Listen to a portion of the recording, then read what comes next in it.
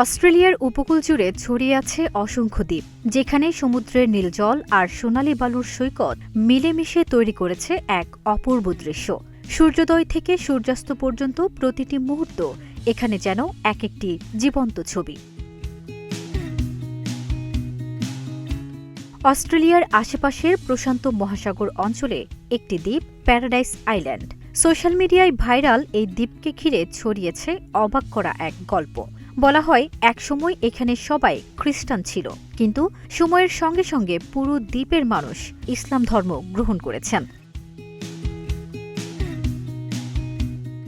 শুধু তাই নয়, দ্বীপটিতে গড়ে উঠেছে মসজিদ, নিয়মিত ধর্মীয় শিক্ষা আর বদলে গেছে সামাজিক জীবনধারা। পর্যটন নির্ভর এই দ্বীপে নাকি এখন ধর্মীয় পরিবেশের সঙ্গে মিলেমিশে চলছে স্থানীয়দের দৈনন্দিন জীবন।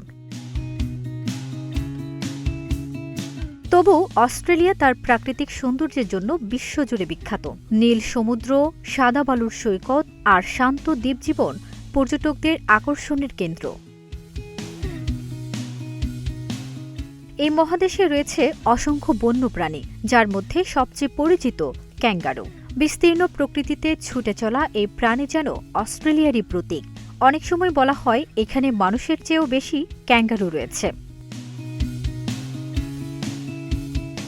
সব মিলিয়ে অস্ট্রেলিয়ার বাস্তব সৌন্দর্য কোনো গল্প নয়, একদম চোখের সামনে দেখা বিস্ময়। আর বিস্তীর্ণ মরুভূমি, সবুজ বনভূমি ও আধুনিক শহরের মিশেলে অস্ট্রেলিয়া হয়ে উঠেছে এক অনন্য বৈচিত্র্যের মহাদেশ, যেখানে প্রকৃতি সবচেয়ে বড় আকর্ষণ।